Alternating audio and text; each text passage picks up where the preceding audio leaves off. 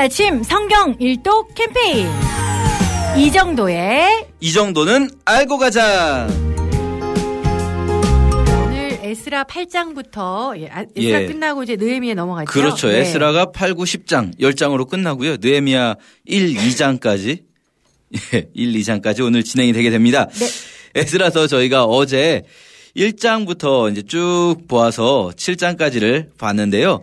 7장에서 이제 에스라라는 사람이 사실 스토리상으로는 그때 등장하는 겁니다. 네. 1장부터 6장까지는 1차 귀환, 그리고 7장에서 에스라가 이끄는 2차 귀환 이야기가 시작되는데요. 네. 7장에서는 에스라라는 사람을 먼저 소개한 거였고요. 오늘 이제 8장에서 2차 귀환자 명단 그리고 2차 귀환하게 되는 과정이 소개됩니다. 2차 귀환은 아닥사스다 왕 7년이었고요. 이때 이제 두 번째로 귀환자들이 이제 시작을 하는데 귀환자 명단이 쭉 나오는데 그 명단에 뭐가 없냐면 네. 처음에 이제 사람들이 모였을 때 에스라가 이제 출발하려고 모여 보니까 아하와 강가라는 곳에 모였어요. 거기서 쭉 세봤는데 이런 갈 사람 중에 레위인 제사장들이 없는 거예요. 레위인들이. 왜 그러지? 이제 가자 하고 모였는데 안 모인 거죠. 이 사람들이 네. 아마도. 그랬던 것 같아요. 1차 기환에서도 용감한 사람만 갔던 거고 이게 한 번 가는데 이 에스라가 보면은 4개월 걸린 걸로 나오거든요. 5개월 뭐 이렇게 걸리는데 보통 그렇죠. 보통 어려운 일이 아니에요. 이게 우리로 따지자면 제가 보니까 지도에서 여기 대전에서 저희가 몽골까지 걸어가는 정도의 느낌이거든요. 예. 이게 결코 쉬운 일이 아닙니다. 고대 사회에서. 더군다나 저희는 이제 이렇게 좋은 길이잖아요. 사실 우리나라는 삼천리반도 금수강산인데 이쪽은 사막 광야길이란 말이죠. 물론 이제 광야길로 가지 않고 쭉 돌아서 뺑 돌아서 그 유프라테스 강 따라서 가겠지만 네. 쉽지 않은 길입니다. 이 레위인들이 없으니까 에스라가 먼저 레위인들을 좀 모으자 해서 보내요. 근데 저희가 여기서 재밌게 볼 만한 사람들이 누구냐면 레위인들도 오는데 레위인들이 38명이 합류하고요. 느디님 사람이라는 사람들이 220명이 합류합니다. 네. 이제 가시비아라는 어딘지 모릅니다. 그냥 그 동네에 있었던 이 느디님 사람들이 모여 사는 곳이 있었나 봐요. 그리고 그 느디님 사람들의 대표자격인 사람이 이또라는 사람이 있는 것 같은데 이또에게 사람을 보내서 이제 모아봐라 좀 와라 한 거죠. 근데 저희가 재밌게 볼 만한 게 뭐냐면 이 느디님 사람이라는 사람들이 뭐 하는 사람들이냐면요. 노예들이에요. 노예들. 성전의 종들입니다. 그래서 성전에서 정복했을 때 살아남은 사람들인 거예요. 이스라엘이 정복했을 때. 그렇죠. 네. 정확히 하시는군요. 이스라엘이 정복했는데 이제 뭐 그 기브온 사람들이라든지 네. 이렇게 화친을 맺어가지고 네. 기브온 같은 경우는 약간 이스라엘을 속이면서 화친을 맺지만 자기들이 스스로 노예가 되겠다 하거든요. 그때 그 사람들이 이제 개인의 노예가 됐다기보다는 성전에서 일하는 사람들이 됐는데 성전 청소나 이런 잡일들 있잖아요. 또 성전에서 하려면 제사가 있잖아요. 제사하려면은 아무래도 나무가 많이 필요하겠죠. 불 태워야 되니까. 또 물 길어와야 되죠. 네. 이런 일들 이제 하는 사람들이 느디님 사람들이에요. 그러면 우리가 생각할 때는 느디님 사람들은요. 어차피 이스라엘 민족도 아니고요. 굳이 여기에 합류할 이유가 없어요. 그렇지. 가면 다시 시작해야 되는 그렇죠. 다시 가서 노예가 되는 거거든요. 굳이 여기서 페르시아 땅에서 자유민으로 살고 있는데 굳이 자기들이 갈 필요가 없는데 네. 220명이 여기 합류를 해요. 와, 왜 그러지? 모르겠어요. 네. 아마도 이 느디님 사람들도 1차 귀환 때도 있었거든요. 네. 느디님 사람들이.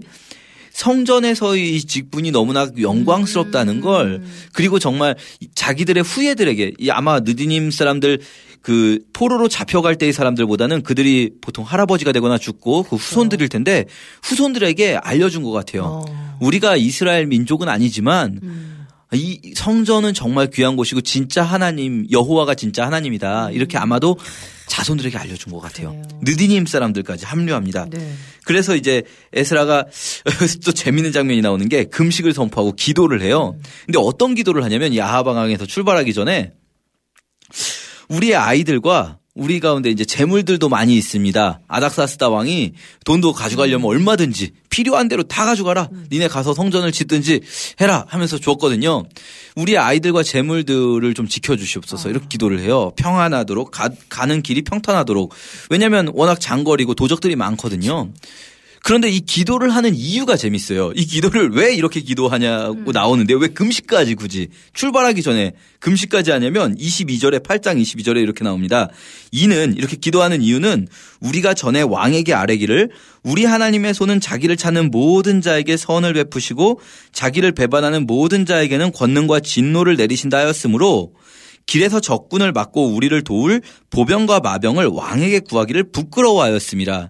이게 무슨 말이냐면요. 말이 좀 어려운 것 같지만 쉽게 말하면 에스라가 왕한테 이야기했던 거예요. 왕이 너희 하나님 정말 너희 하나님을 꼭 잘 섬겨야 한다.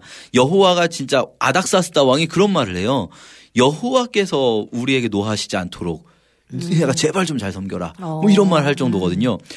그렇게 했을 때 에스라가 아닥사스다 왕에게 뭐라고 했냐면 우리 하나님은 자신을 찾는 자를 도우시는 분이십니다 라고 말했어요.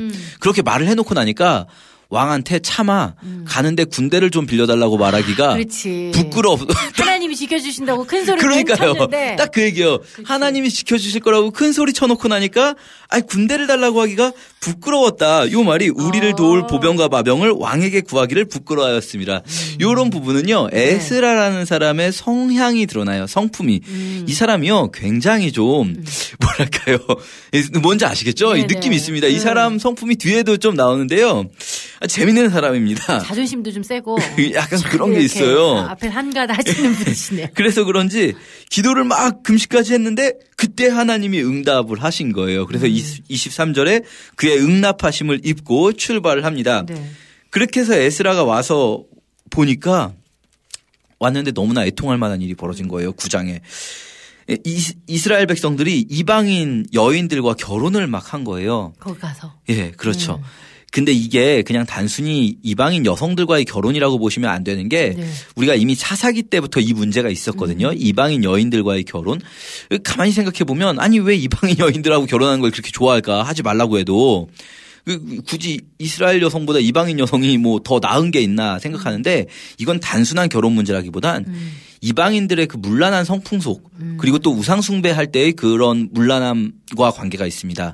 그렇기 때문에 이방인들과 단순히 결혼한다는 게 아니라 이방인들의 그렇죠. 그런 문란한 풍속을 받아들인다는 거예요. 네. 그걸 또 알 수 있는 게 이 에스라가 하나님께 기도할 때 또 백성들에게 말할 때도 이렇게 말합니다. 이방 백성들이 더럽고 가증한 일을 행해서 이 땅이 더러움으로 채워졌다 이런 말을 9장 11절에서 하는데요.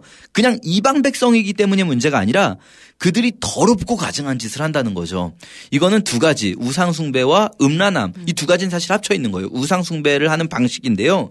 이런 것들을 보고 이제 말하는 거죠. 더군다나 에스라가 보니까 누가 많이 이렇게 결혼을 했냐면 고관들과 관리들, 방백들이 높은 사람들, 레위인들이 이방인들을 여성들과 결혼을 한 거예요. 그래서 에스라가 어떻게 하냐면요. 3절에 보시면 내가 이 일을 듣고 속옷과 겉옷을 찢고 머리털과 수염을 뜯으며 기가 막혀 앉아 있으니 하면서 사람들이 막 모이는데 저녁 늦게까지 4절에 다시 한번 내가 저녁 제사 드릴 때까지 기가 막혀 앉았더니 그냥 주저앉아서 기가 막혀 하고 있는 겁니다. 이 사람이요. 그러니까 약간 좀 막 외향적인 성향의 사람은 아닌 거예요. 그 왕한테도 사실 좀 말할 수 있거든요. 보병과 마병을 좀 주십시오. 왕이 굉장히 호의적이거든요. 그런데도 막 여러 가지 생각하면서 그래도 또 어떻게 또 말을 그렇게 큰 소리 쳐놓고 부끄럽게 하나 이런 생각도 하고 지금도 뭐라고 말도 못하고 기가 막혀서 앉아 있는 거예요. 그러니까 이제 백성들이 와가지고 에스라에게 그 이야기를 듣고 오히려 백성들이 에스라에게 말합니다. 당신이 선포해 주십시오. 우리가 따르겠습니다. 우리 이혼하라고 그냥 말해 주십시오. 그러면서 하니까 에스라가 기도를 하는데요. 이렇게 말합니다. 6절에 나의 하나님이여 내가 부끄럽고 낯이 뜨거워서 감히 나의 하나님을 향하여 얼굴을 들지 못하오니 이는 우리 죄악이 많아 정수리에 넘치고 우리 허물이 커서 하늘에 미침이니이다.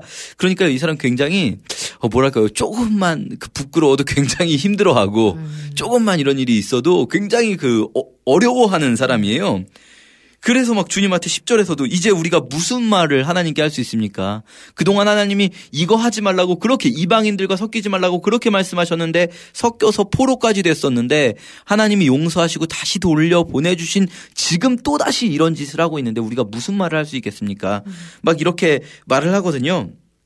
그렇게 해서 에스라가 막 10장에 가서는요, 하나님의 성전 앞에서 울면서 막 기도를 합니다. 그걸 보고 백성이 막 크게 통곡을 해요. 에스라의 이런 감성적인 면, 좀 약간 내성적이고 감성적인 사람인데요. 그런 면이 백성들에게 굉장히 좀 뭐랄까요, 터치가 된 것 같아요.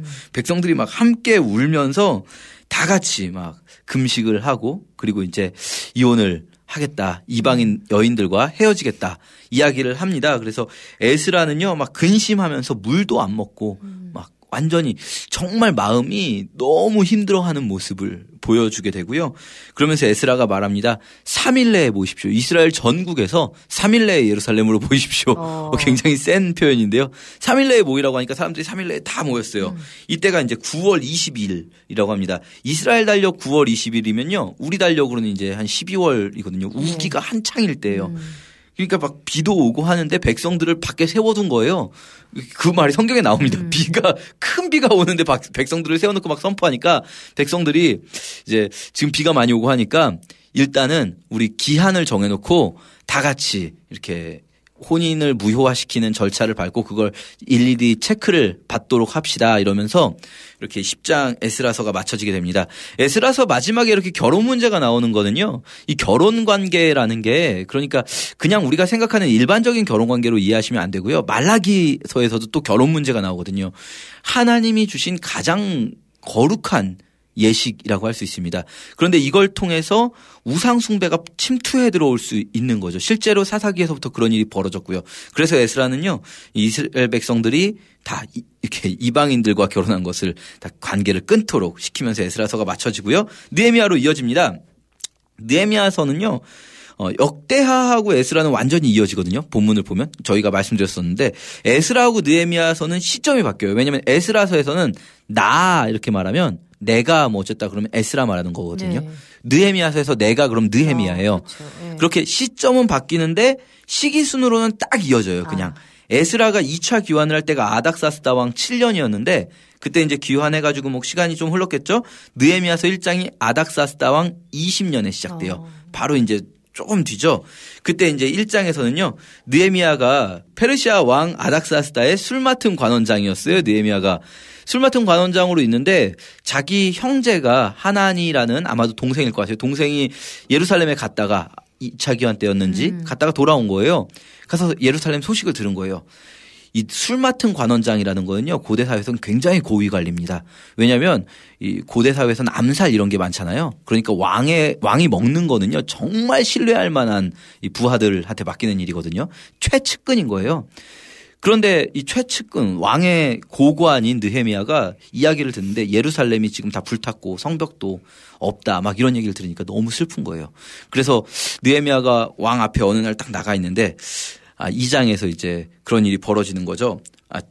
이 왕이 느헤미야를 보고 야, 너 왜 그렇게 표정이 안 좋냐? 그러니까 느헤미야가 저희 사실은 제가 고향이 예루살렘이 다 이렇게 파괴됐대요. 제가 표정이 좋을 수가 있나요? 이런 말만 봐도 이 사람이 굉장히 지위가 높은 사람 같아요. 왕하고 굉장히 편하게 이야기합니다. 그리고 왕이 뭐라고 하냐면 야, 너 얼마나 기간이 좀 필요하겠냐? 갔다 와.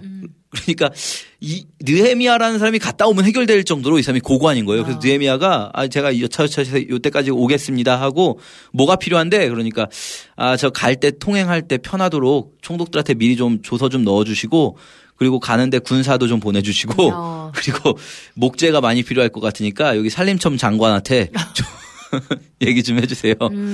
굉장히 고관이라는 걸 볼 수가 있어요. 이 장에 보시면. 그래서 이제 느헤미야가 예루살렘에 와서 한밤중에 이제 성을 한 바퀴 쭉 둘러보는데 마음이 너무 아픈 거예요. 막 파괴되어 있고 어떤 길은 막 이렇게 말을 타고 지나갈 수도 없을 정도로 성벽이 다 무너지고 있는 거예요. 그래서 이제 느헤미야가 2장에서 성벽을 재건하자 이렇게 이야기하면서 느헤미야서의 오프닝입니다. 말하자면 여기까지. 그래서 느헤미야서의 주제는 성벽 재건이에요. 에스라서가 이제 성전을 재건했다면 느헤미야서는 예루살렘 성을 재건하는 일을 이제 시작하게 됩니다.